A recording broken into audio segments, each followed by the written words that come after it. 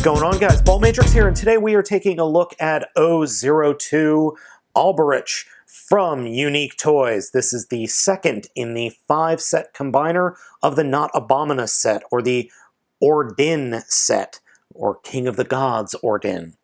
Now, based on the nomenclature of the King of the Gods, I'm going to go with the definition of this guy's name as being the other name of Oberon. If you are a fan of Old English lore and Shakespeare, you will know that Oberon is the king of the elves, which is a very strange description for this character. I think Unique Toys just liked the name. Anyway, let's go ahead and take a look at the figure. Those of you familiar with Rippersnapper will no doubtedly notice that this is almost an exact duplicate of that original G1 figure, and it's a fantastic representation. There is a little bit of monster kibble just hanging off his back, though. That's really my only true complaint with the aesthetic of the figure.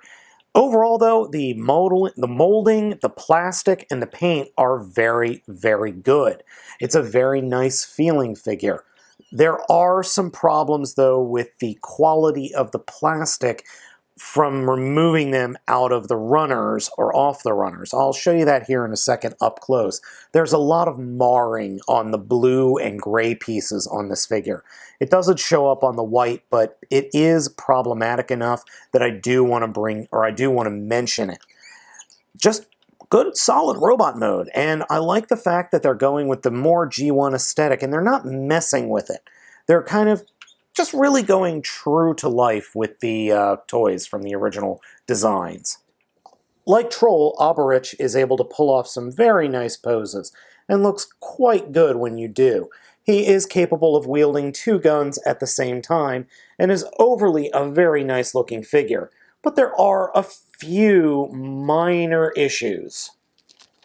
The first issue has to do with his head, and this is more of just a nag than an actual issue.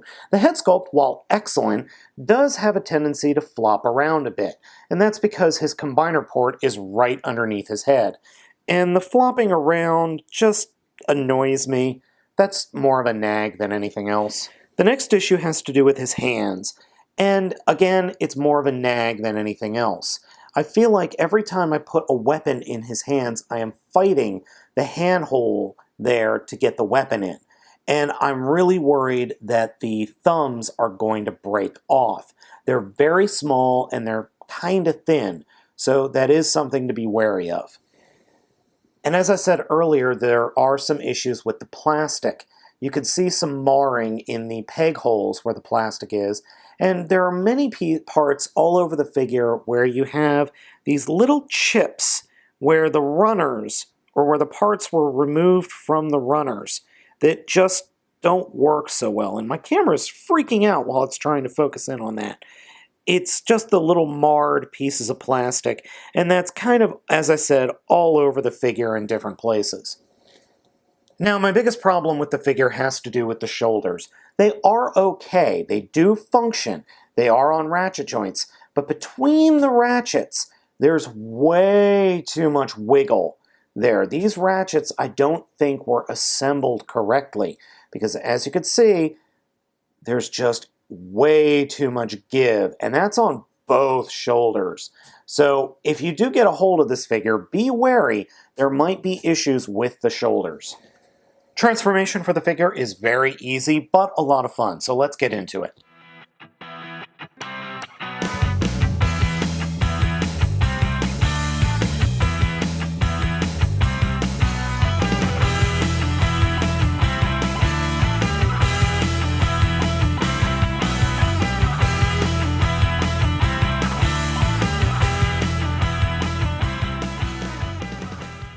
The shark monster you end up with is very cool. I like this guy a lot, but he is a little bit monotone in the fact that he's just kind of white and gray, with his limbs being blue and kind of grayish.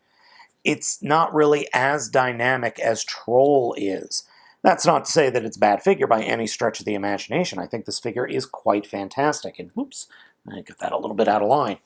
It's a very fun figure, too. It definitely is a walking shark monster, and I appreciate that a lot. I am super looking forward to the rest of the line.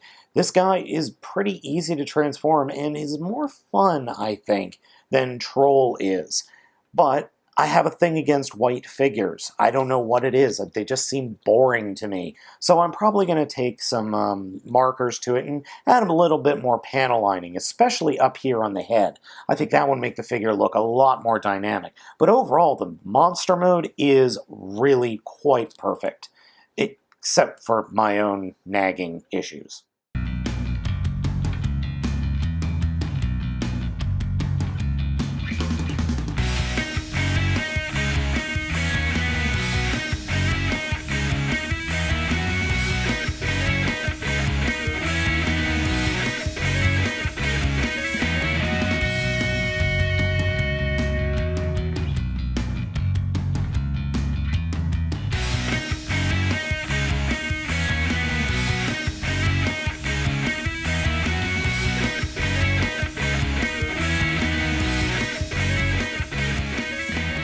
Alberich standing next to Troll is pretty darn cool. I mean, the two of them just work really well together, and you can see the color of the purple blending from one figure to another.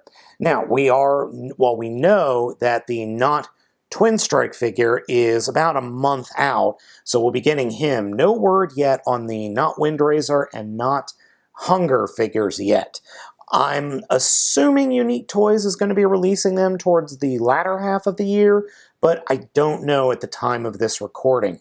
So guys, I hope you enjoyed this video review of O-02 Alberich from Unique Toys. As always, I'm Baltmatrix, asking you to like, comment, and subscribe, and I will catch you next time.